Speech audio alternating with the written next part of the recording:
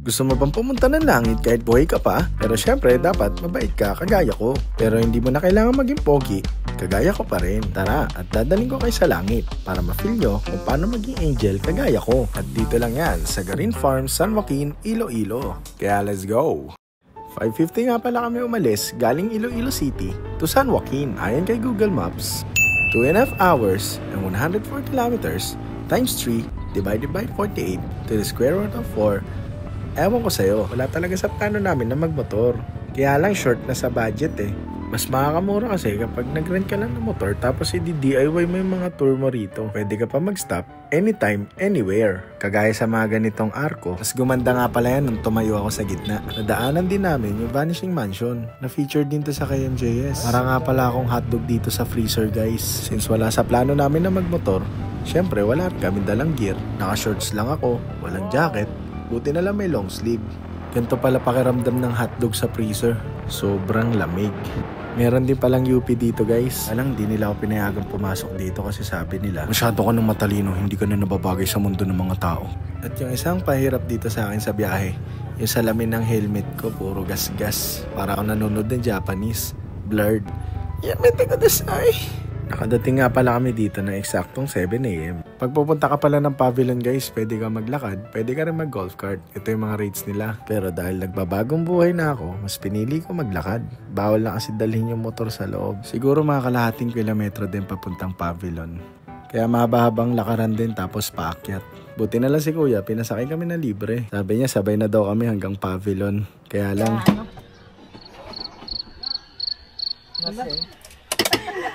Sige.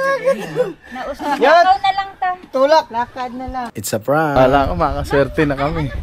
Sabi ni kuya, yat, tulak. Sabi ko hindi po, lakad na lang.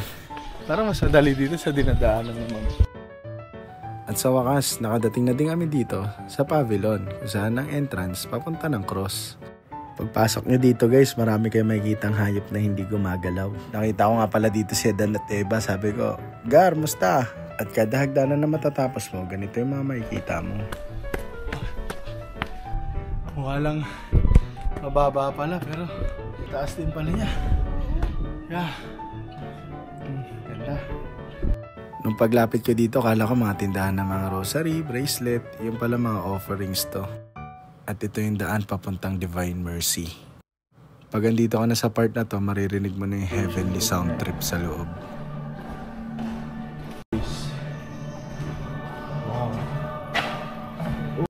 Nagpray lang ako dito saglit tapos dimaretso na rin ako. Nafe-feel niyo na ba yung langit?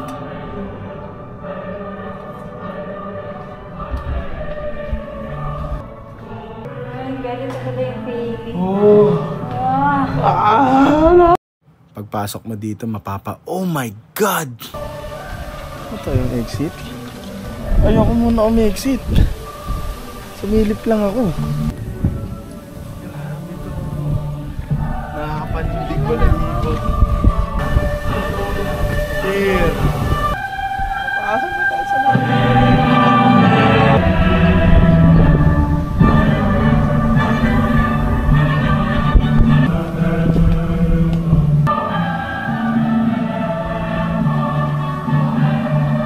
Grabe yung feeling dito guys, nakakakilabot. Nakaka-overwhelm yung holiness at mafe-feel mo yung Holy Spirit. Pero hindi ko pa daw time dahil marami pa akong papugian na ipapalaganap. Kaya back to the world muna. Maswerte kami dahil nauna kami. Hindi kami nahirapan sa pagpipicture. Kaya hanggang sa muli, sana magkita-kita tayo sa langit.